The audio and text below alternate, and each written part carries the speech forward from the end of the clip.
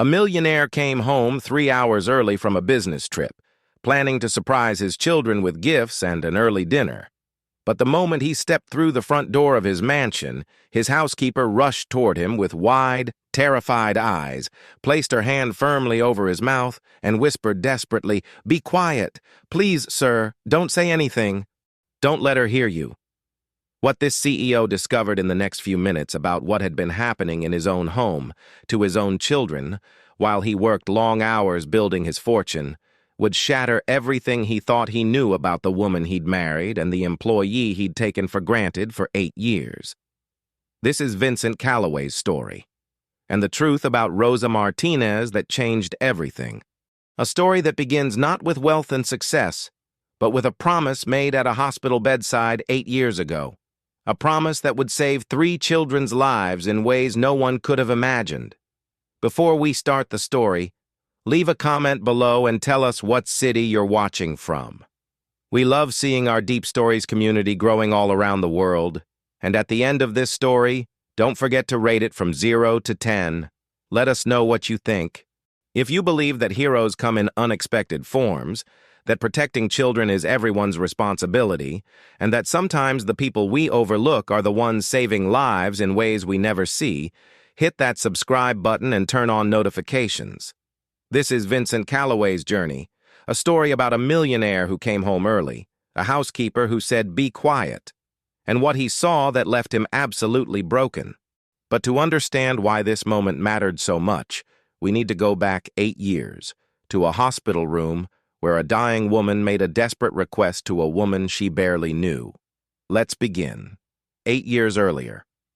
In 2016, Catherine Calloway lay in a hospital bed at UCSF Medical Center, her body ravaged by pancreatic cancer that had been diagnosed too late to treat effectively. She was only 38 years old, the mother of 3 young children, a 2-year-old, a 4-year-old, and a 6-year-old, and she was dying. The doctors had given her weeks, maybe a month if she was lucky, and Catherine was trying desperately to put her affairs in order, to prepare for a death that felt impossibly cruel and unfair. She'd made lists of things the children would need to know as they grew up, recorded video messages for their future birthdays and graduations, written letters they'd receive when they were older. But there was one thing she couldn't plan for. One fear that kept her awake at night, even as her body screamed for rest. Who would protect her children after she was gone? Vincent was a good man. Catherine knew that. A loving father when he was present, devoted to his family, but also deeply absorbed in his work, building a company that demanded enormous amounts of his time and energy. He worked 12, 14, sometimes 16-hour days, traveled constantly for business, and while Catherine had been alive and healthy, that had been manageable. She'd handled the children, the household, all the emotional labor that kept family life running smoothly. But once she was gone, who would do that work? Vincent would need help, would need someone to care for the children while he worked, and Catherine was terrified he'd make a poor choice, would hire someone incompetent or worse, someone who would hurt her babies. That's why Catherine had insisted on interviewing candidates for a full-time housekeeper herself. Even though she was so weak she could barely sit up in her hospital bed, even though Vincent had told her not to worry about it, that he'd handle everything after she was gone. But Catherine couldn't let go of this one thing. She needed to know that someone good, someone trustworthy, would be in her home caring for her children. So she'd had Vincent bring candidates to the hospital, had interviewed 3 different women while hooked up to IV machines and monitors, asking them questions about childcare philosophy and cooking and cleaning. Yes, but more importantly, asking them about their own lives, their own values, what made them choose this kind of work. The first 2 candidates had been fine, competent, professional, but something had been missing in Catherine's eyes. Then Rosa Martinez had walked into that hospital room. A small woman in her mid-30s with kind eyes and work-worn hands. And Catherine had known immediately that this was the person she'd been looking for. Rosa had been nervous, her English heavily accented, her resume showing a series of housekeeping jobs for wealthy families in San Francisco. But when Catherine had asked her why she chose this work, Rosa's answer had been so honest and heartfelt that it had brought tears to Catherine's eyes. "I clean houses because I am good at it," Rosa had said simply, "but I choose families with children because I love children. I have 3 of my own back in São Paulo, living with my mother while I work here. I send money home every month so they can go to good schools, have good food, have better life than I could give them in Brazil. I miss them every day. Every single day my heart breaks to be so far from my babies. But I do this for them, for their future. And while I am here, while I work for families, I try to love the children I care for like they are my own. Because I understand what it means to be a mother. I understand that children are precious, that they need love and safety more than they need clean floors or fancy meals. I would protect any child in my care, like I would protect my own sons and daughters." Catherine had started crying then, and Rosa had immediately come to her bedside, taken her hand with such gentle concern. "Señora, please, I am sorry. I did not mean to upset you. Please, what can I do?" And Catherine had looked at this woman, this stranger who was opening her heart so honestly, and had made a decision. "I'm dying," Catherine had said bluntly. "The cancer is everywhere. I have maybe a month left. My husband is a good man, but he works constantly, and he's going to need help taking care of our 3 children.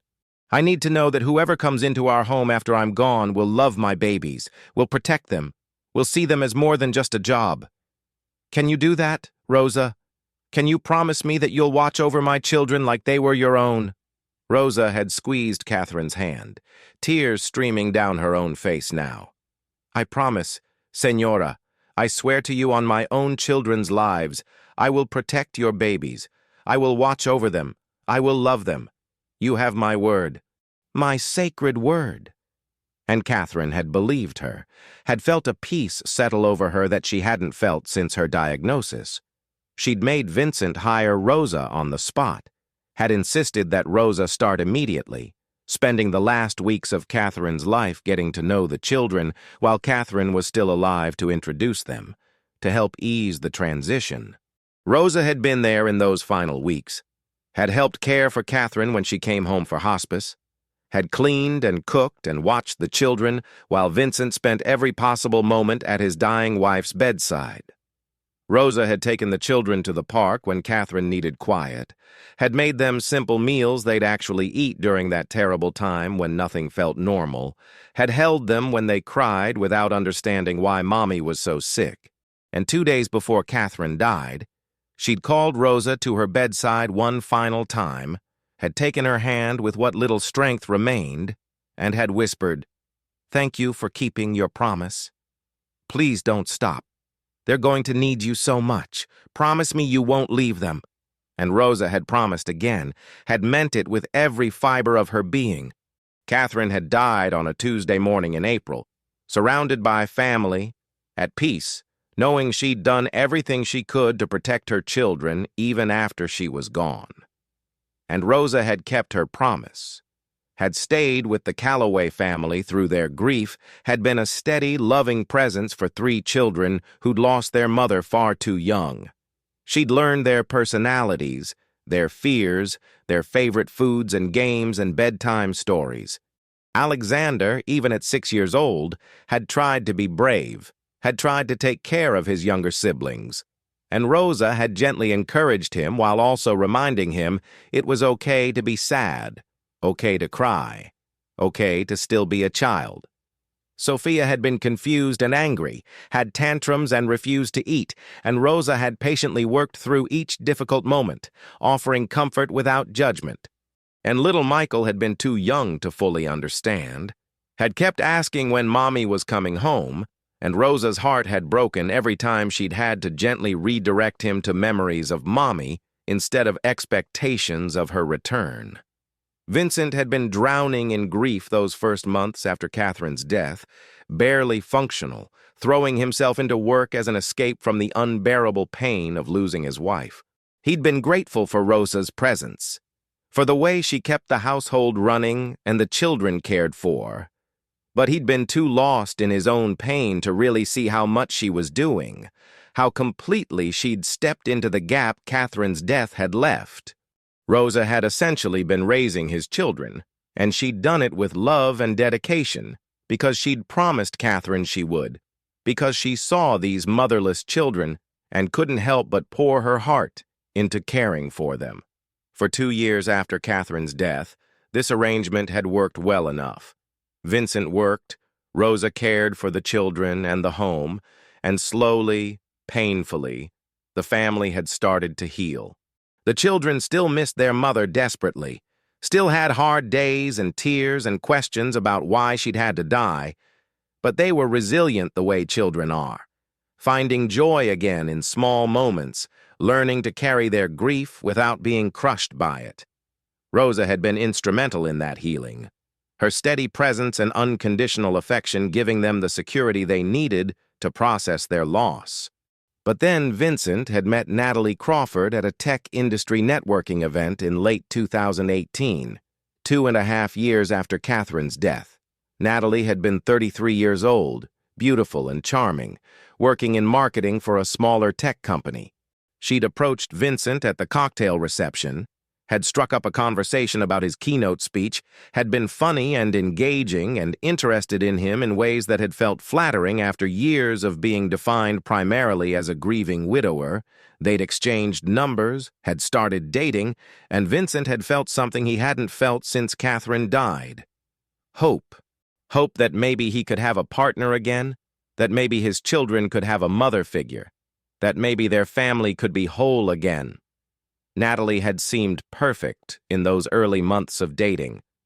She'd been sweet with the children on the few occasions Vincent had introduced them, bringing them small gifts, asking them questions about school and hobbies, seeming genuinely interested in being part of their lives. She'd told Vincent she'd always wanted children of her own, that she thought his kids were wonderful, that she'd be honored to help raise them if their relationship got serious. She'd said all the right things, had played the part beautifully, and Vincent, lonely and desperate for his children to have a mother and for himself to have a partner, had believed every word. They'd dated for 6 months before Vincent proposed, a whirlwind courtship that in retrospect had been far too fast, but at the time had felt right, had felt like the universe giving him a second chance at happiness. They'd married in a small ceremony in spring of 2019, just family and close friends, and Natalie had moved into the Calloway house, into Catherine's home, stepping into a role she'd claimed to want desperately. And for the first few weeks, maybe the first month, she'd maintained her act, had been kind to the children, affectionate with Vincent, playing the role of loving stepmother convincingly enough that Vincent had congratulated himself on making a good choice.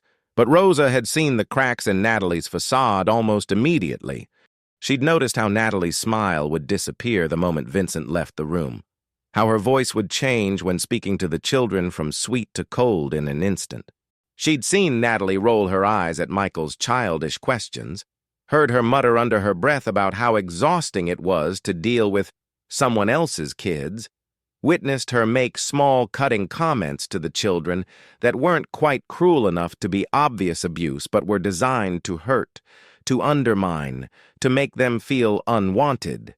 Rosa had tried to intervene gently at first, had tried to model better behavior, had tried to create a buffer between Natalie and the children, but Natalie had quickly identified Rosa as a threat, had started to actively work to isolate Rosa from the children, to limit their interactions, to establish herself as the authority in the household, and when Rosa had tried to speak up, had tried to suggest to Vincent that maybe Natalie wasn't as patient with the children as she could be, Natalie had overheard and had confronted Rosa privately with cold fury.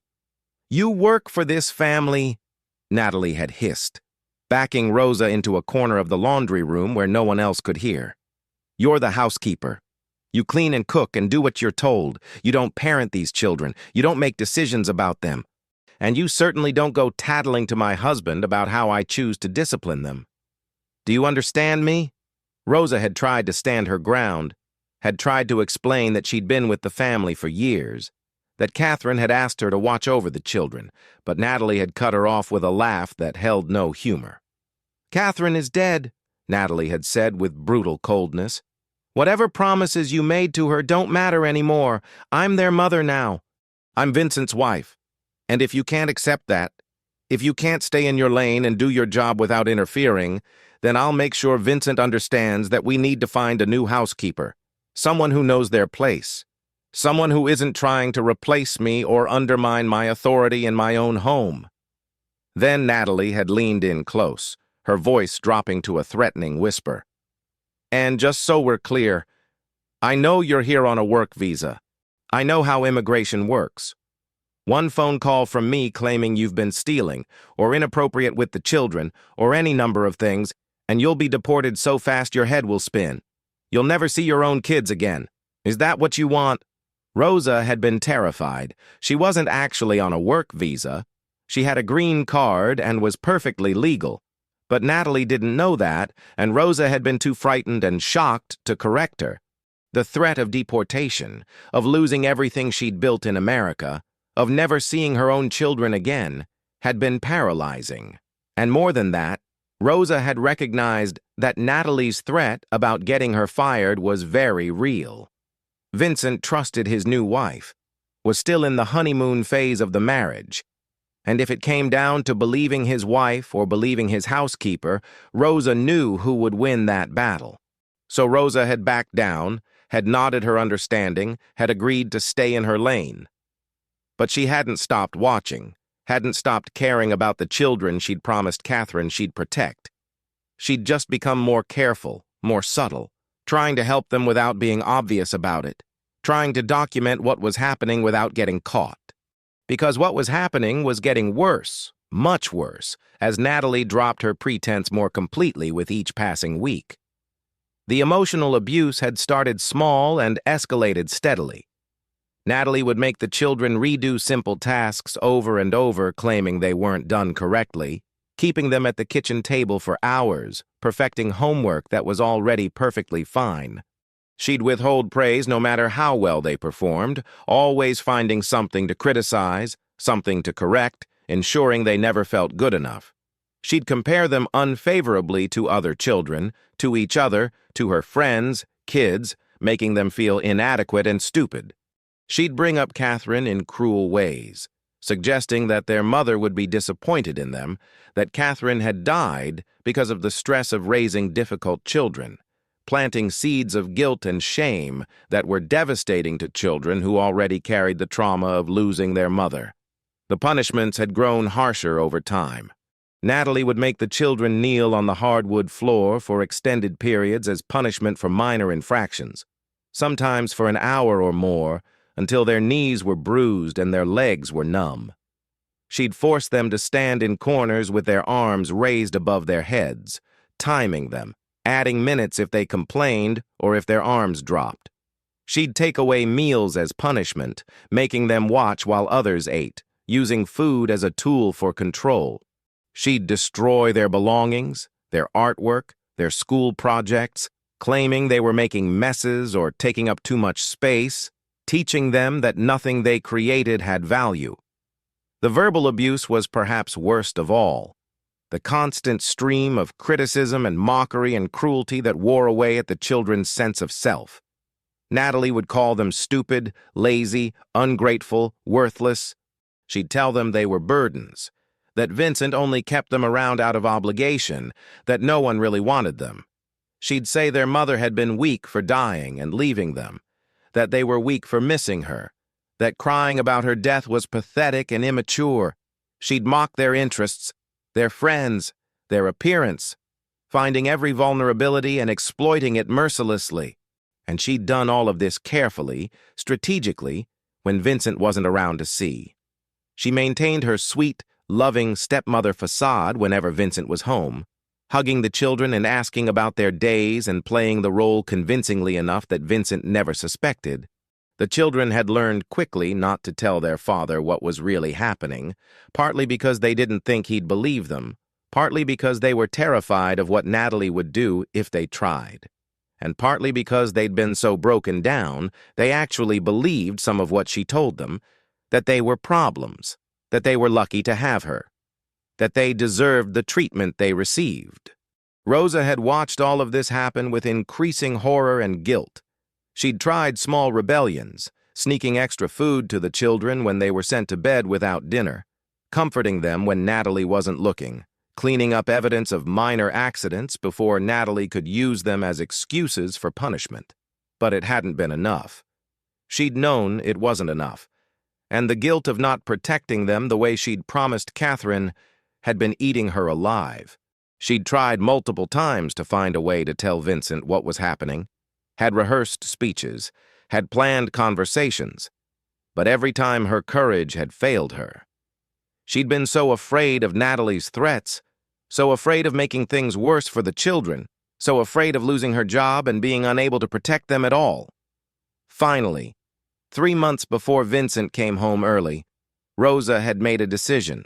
If she couldn't tell Vincent what was happening in a way he'd believe, she'd show him. She'd started recording, using her phone to capture video and audio of Natalie's abuse. She'd hidden the phone in strategic locations, the living room bookshelf, the kitchen counter behind the coffee maker, places where it wasn't obvious, but where the camera could capture what happened in the main areas of the house. It had been terrifying. The constant fear that Natalie would discover what she was doing, the knowledge that if she was caught, the consequences would be severe not just for Rosa, but for the children. But Rosa had kept Catherine's face in her mind, had remembered the promise she'd made, and had found courage she didn't know she possessed. For 3 months, Rosa had documented systematic emotional abuse. Dozens of videos showing Natalie berating the children, punishing them excessively for minor mistakes, using their grief and their love for their father as weapons against them. Rosa had backed up every video to the cloud, had kept multiple copies, had built a case that was irrefutable, and she'd been working up the courage to show Vincent, had been planning how to present the evidence in a way he couldn't dismiss or explain away, when Vincent had come home early that Tuesday afternoon and walked right into the middle of one of Natalie's punishment sessions. Which brings us back to where our story truly begins, with Vincent Calloway standing in his mansion's entryway, his housekeeper's hand over his mouth, whispering desperately for him to be quiet, to be still, to see what she'd been trying to tell him for so long. Rosa had recognized immediately that this was the moment, the opportunity she'd been waiting for, the chance to show Vincent the truth in a way he couldn't deny. That's why she'd stopped him from announcing his presence, why she'd pulled him aside, why she'd shown him the videos and made him watch what really happened in his home when he wasn't there to see. And as Vincent stood hidden in that hallway, watching his wife emotionally torture his children, everything he thought he knew about his life had shattered. The woman he'd married, the woman he'd brought into his home to help heal his family, was instead destroying it. The children he'd thought were adjusting to having a stepmother were actually living in fear and suffering daily abuse, and the housekeeper he'd barely noticed, had taken for granted for 8 years, had been protecting his children and documenting evidence and keeping a promise to his dead wife while he'd been completely oblivious. Vincent watched his 3 children kneeling on the floor, saw the fear in their eyes, heard Natalie's cruel voice mocking their pain, and felt something break inside him. Not just anger, though there was plenty of that, a rage so intense he could barely contain it, but also a profound grief and shame. Grief for what his children had endured, shame that he hadn't seen it, hadn't protected them, had failed them so completely. He'd been so focused on work, so absent from their daily lives, so desperate to believe that his remarriage had solved their family's problems, that he'd missed all the signs that something was terribly wrong. He'd missed that Alexander had stopped bringing friends home from school, had become withdrawn and anxious. He'd missed that Sophia had quit dance class that she'd loved, had started having stomach aches every morning. He'd missed that Michael had started wetting the bed again, had nightmares, had regressed in ways that should have been obvious red flags. He'd attributed all of it to normal adjustment to having a stepmother, to residual grief from losing Catherine, to anything except the actual truth, which was that his children were being abused in their own home and were too terrified to tell him. When Vincent finally stepped out of hiding and confronted Natalie, when he played the videos Rosa had recorded and watched his wife's face go pale as she realized she was caught, he'd felt a cold fury that was almost frightening in its intensity. This woman had lied to him, had manipulated him, had used his grief and loneliness to gain access to his family and his home, and then had systematically tormented his children for her own twisted satisfaction. She'd never wanted to be a mother to them. She'd wanted the money and status that came with being his wife, and she'd resented every moment she had to spend actually dealing with his children. The divorce had been swift and decisive. Vincent's attorneys had used the video evidence to nullify any claims Natalie might have made for support beyond what the prenup specified. The prenup had been Catherine's insistence, actually. Catherine had made Vincent promise he'd protect the children's inheritance if he ever remarried, and now Vincent was grateful for her foresight. Natalie had walked away from the marriage with almost nothing, bitter and angry but permanently removed from their lives. The healing process for the children had been long and difficult. Vincent had taken a leave of absence from work, had spent months just being present with his children, rebuilding their trust, helping them understand that what had happened wasn't their fault. They'd started therapy, both individually and as a family, working through the trauma of the abuse they'd endured. The therapist had explained to Vincent that emotional abuse in children could be just as damaging as physical abuse, that his children would carry these scars and would need ongoing support to heal from them. Alexander Y., at 10 years old, had been carrying so much guilt and responsibility. He'd felt like he'd failed to protect his younger siblings, had blamed himself for not being brave enough to tell his father what was happening.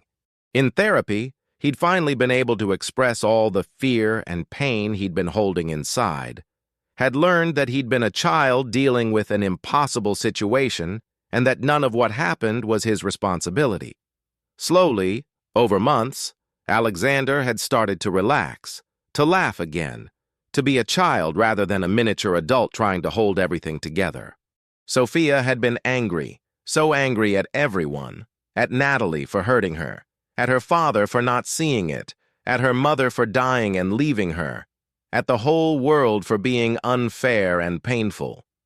Her therapist had helped her understand that anger was okay, that it was a natural response to trauma, and had given her healthy ways to express and process those feelings.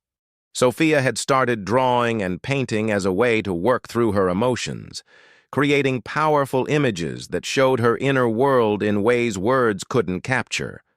Art had become her healing tool, and Vincent had converted one of the spare rooms into a studio for her, giving her space to create and express herself freely. Michael, the youngest, had perhaps been affected most deeply because he'd been only 6 years old when the abuse started. His personality still forming, his understanding of the world still developing. He'd learned from Natalie that adults couldn't be trusted, that love was conditional, that he was fundamentally unworthy and bad. Undoing that damage had required enormous patience and consistency. Vincent had spent countless hours with Michael, playing with him, reading to him, showing him through actions more than words that he was loved unconditionally, that he was safe, that the things Natalie had told him were lies. Progress had been slow, but gradually Michael had started to believe he was wanted, started to trust again, started to show the bright, joyful personality that had been crushed under Natalie's cruelty. Rosa had been essential to all of their healing.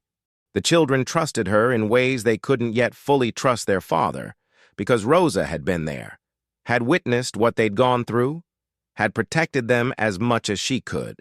She hadn't abandoned them, hadn't failed to see them, hadn't chosen work over their well-being.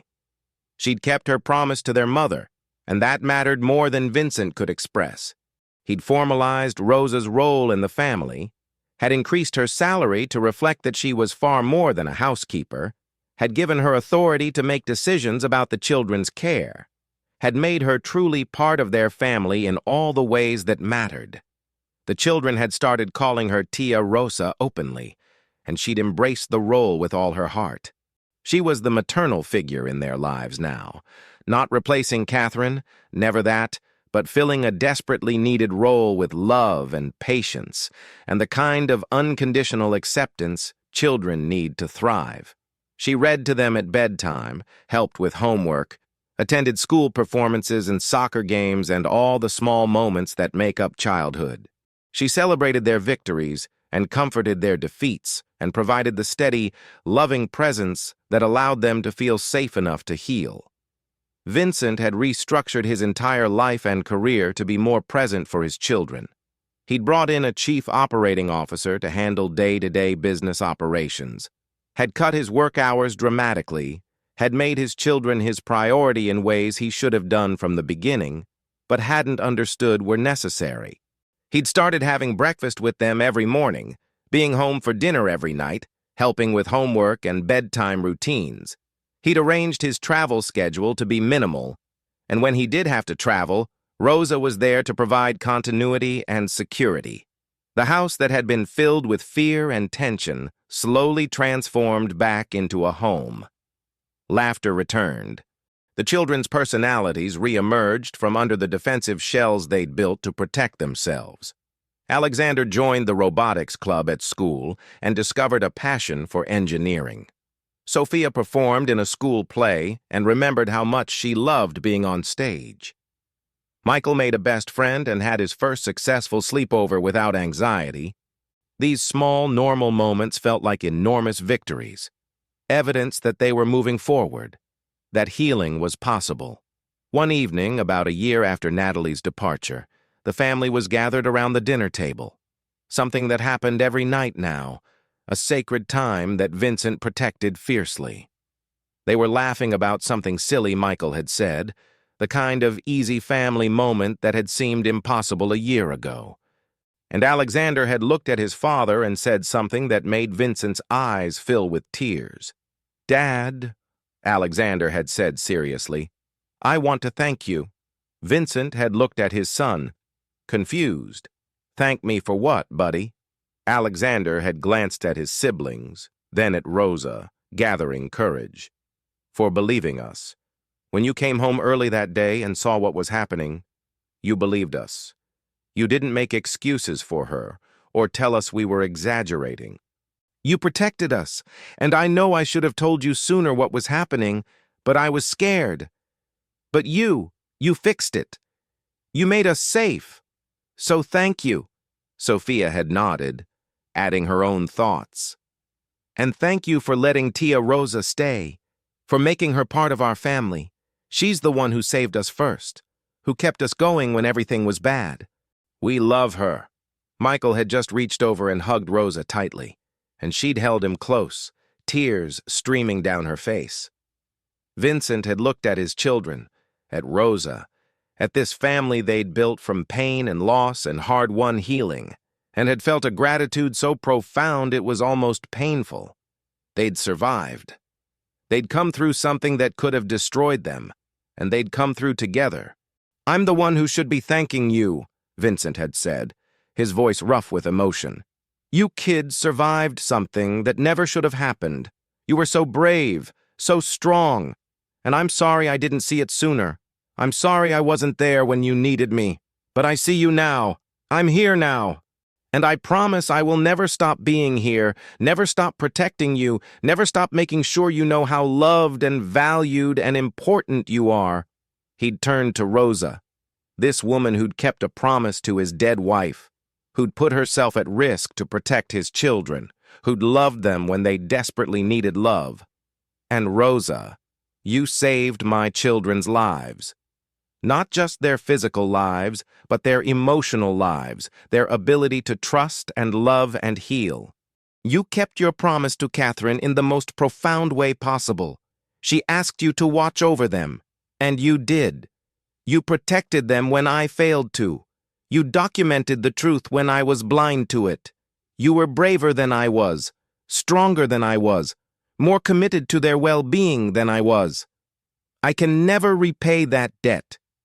But I want you to know that you're not an employee in this house. You're family. You're their Tia Rosa.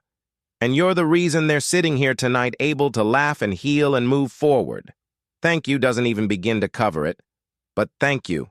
From the bottom of my heart, thank you. Rosa had been crying openly now, and she'd reached across the table to take Vincent's hand, to squeeze the children's hands, connecting them all together. I made a promise to Miss Catherine, she'd said, her voice shaking with emotion. I promised her I would protect these babies like they were my own, and I meant it. I meant every word. These children, they are in my heart forever. I would do anything for them, anything. And I am so grateful, so very grateful, that you let me keep my promise, that you believed me when it mattered most, that you made them safe. We are family now, all of us, family. The changes in the Calloway household over the following months were remarkable.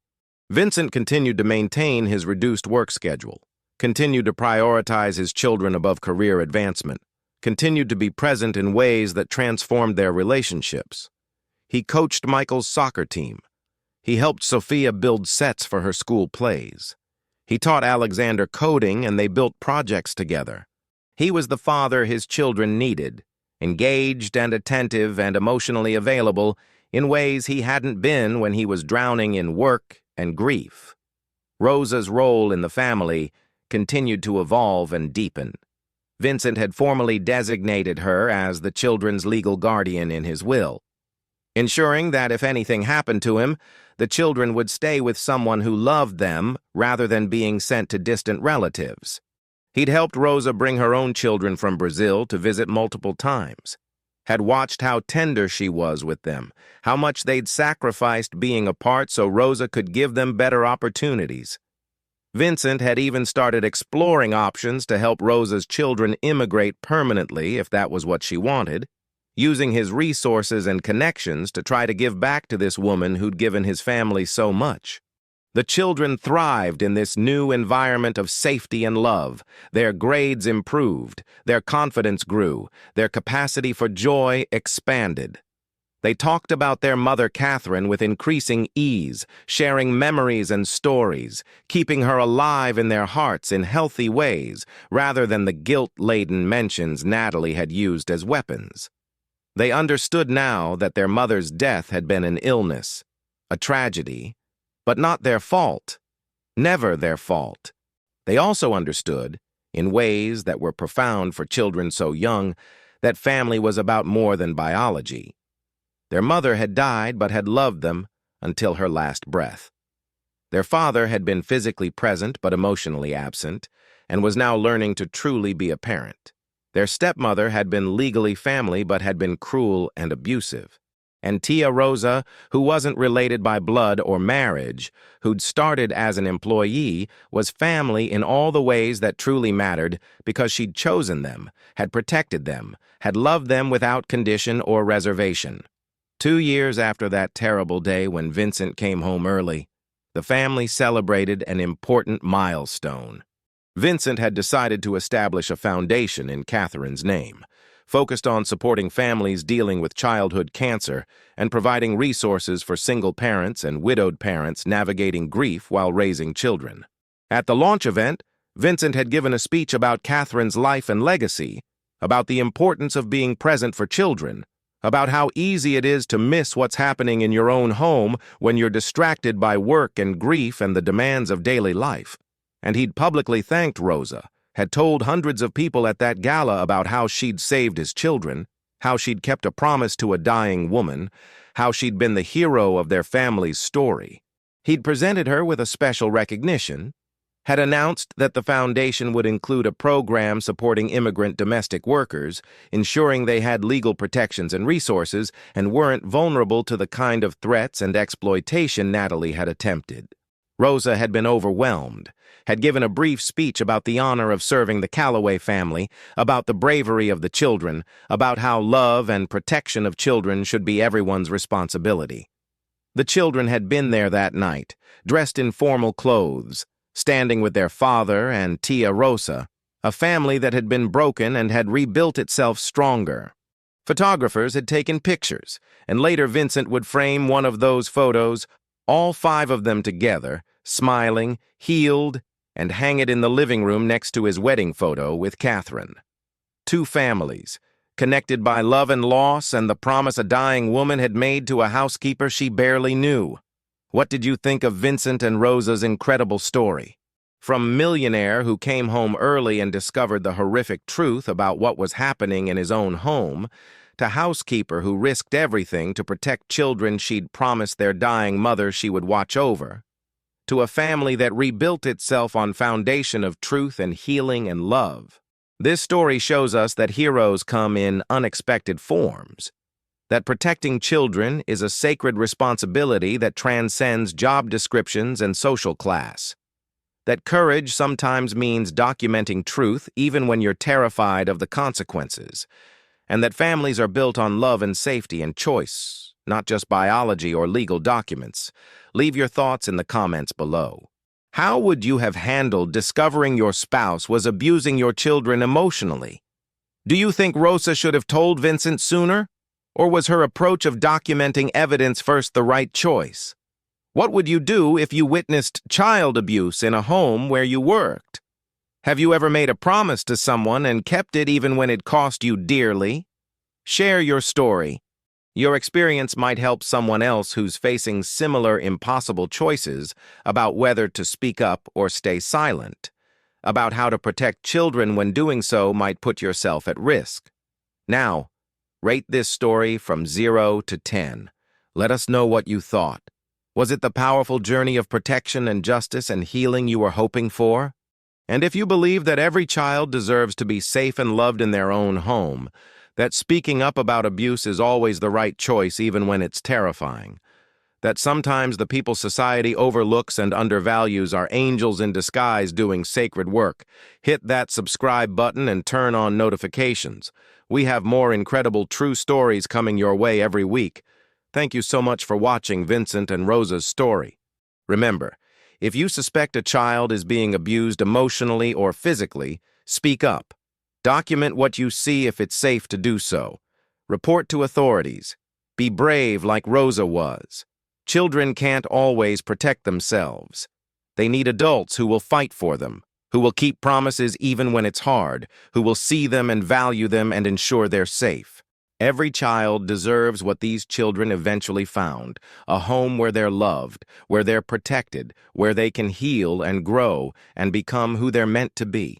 Until next time, this is Deep Stories, where every story reminds us that courage comes in many forms, that protecting the vulnerable is everyone's responsibility, that promises made to dying people are sacred trusts, and that families are built on love and safety and choice, not biology or legal contracts. See you in the next one.